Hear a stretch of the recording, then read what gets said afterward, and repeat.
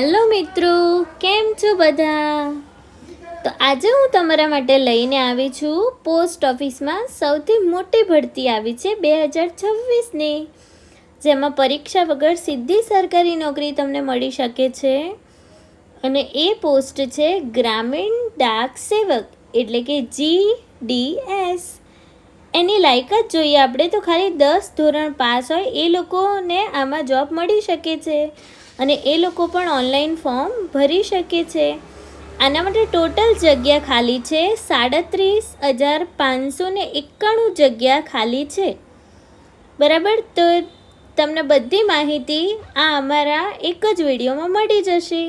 કોણ ફોર્મ ભરી શકે, એના માટે શું લાયકાત જોઈએ, ઉંમર મર્યાદા શું છે, એની પસંદગી પ્રક્રિયા શું છે, પગાર કેટલો છે અને ફોર્મ ભરવાના ક્યારથી સ્ટાર્ટ થશે એ બધી માહિતી તમને આ એક જ વિડીયોમાં મળી જશે. તો જોઈએ આપણે ભારતીય ટપાલ વિભાગ એટલે કે ઇન્ડિયા પોસ્ટ GDS ભરતી પ્રક્રિયા છે, જેને ગ્રામીણ ડાક સેવક કહેવામાં આવે છે. હવે આ છે ને સીધી ભરતી છે, આના માટે કોઈ એ લોકો પરીક્ષા લેવાના નથી.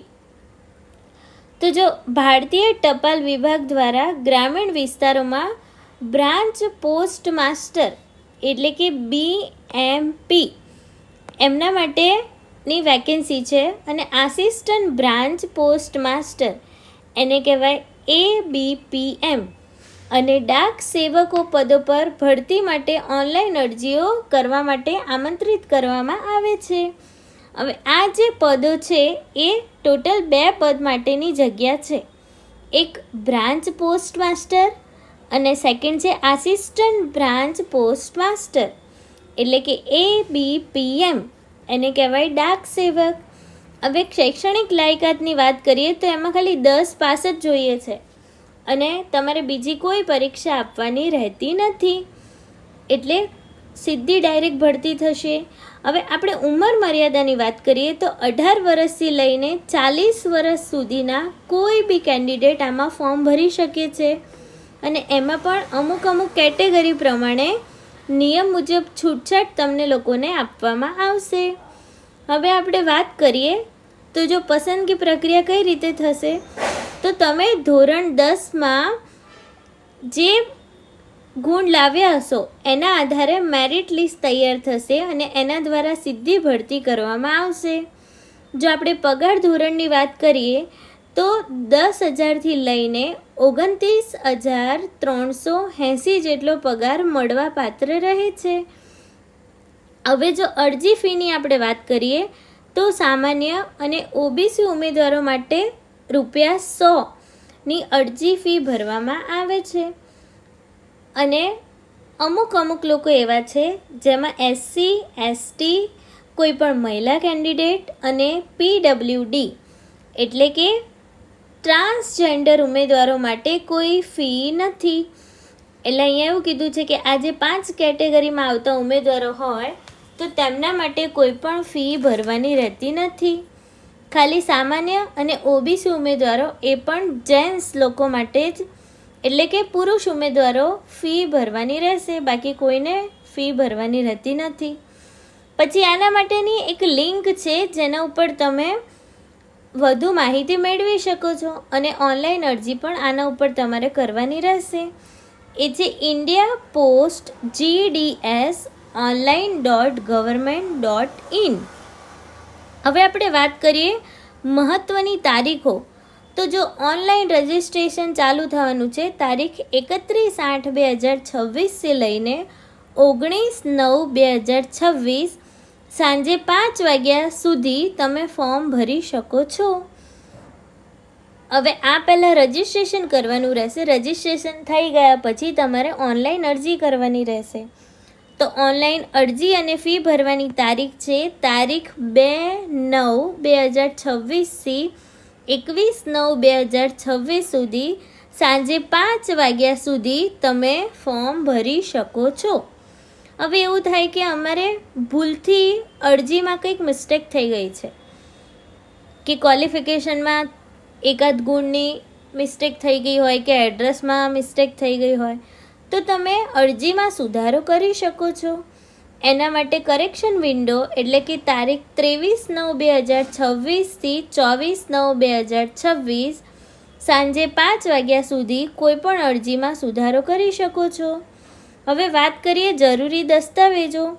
તો જો જરૂરી દસ્તાવેજોમાં શું આવશે, ફોર્મ ભરતા વખતે તમે અપલોડ કરવા માટે શું જોઈશે, તો ધોરણ 10ની માર્કશીટ જોઈશે, પાસપોર્ટ સાઇઝનો ફોટોગ્રાફ, તમારો લેટેસ્ટ એ થશે જેપીજી ફોર્મેટમાં, કેટલી સાઇઝનો હોવો જોઈએ, તો 50 KB સુધીનો હોવો જોઈએ, અને ઉમેદવારની સહી જે તમારે જે એક જ સહી કરતા હોય એક જ સહી રાખવાની, એ પણ તમારી જેપીજી ફોર્મેટમાં જોઈએ, અને એની સાઇઝ કેટલી હોવી જોઈએ, 20 KB સુધી. એનાથી વધારે સાઇઝની હશે તો અપલોડ નહીં થાય.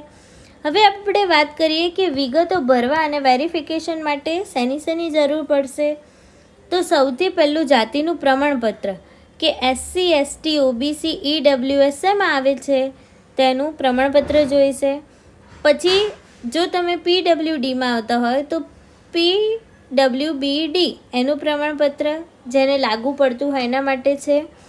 પછી આધાર કાર્ડ, માન્ય ઓળખ પુરાવો એટલે કોઈ બી તમારા ફોટાવાળું હોય એ ચાલે. એના પછી આધાર કાર્ડ એટલે તો આવી ગયું, પાન કાર્ડ કોઈ પણ, સક્રિય મોબાઈલ નંબર એટલે કે જે મોબાઈલ નંબર અત્યારે તમે કરંટ ઉપયોગ કરતા હોય તે, અને ઈમેલ આઈડી એ પણ સક્રિય એટલે તમે હાલ એ ઈમેલ આઈડીનો ઉપયોગ કરતા હોવા જોઈએ. અને બીજી એક ખાસ નોંધ એવી રીતે છે કે જો તમારું નામ મેરિટ લિસ્ટમાં આવે તો તમારે બધા ઓરિજિનલ ડોક્યુમેન્ટ તમે જેટલા આમાં અપલોડ કર્યા હોય એ બધા ઓરિજિનલ માર્કશીટ, જાતિનો દાખલો, અન્ય પ્રમાણપત્રો, કોમ્પ્યુટર સર્ટિફિકેટ જો માંગવામાં આવે તો, અને મેડિકલ ફિટનેસ સર્ટિફિકેટ સાથે રૂબરૂ વેરિફિકેશન એટલે કે ડોક્યુમેન્ટ વેરિફિકેશન માટે હાજર રહેવાનું થશે. અહીંયા તમને કઈ માહિતી ખબર ના પડે તો તમે હેલ્પલાઇન પર ફોન કરીને વધારે માહિતી મેળવી શકો છો.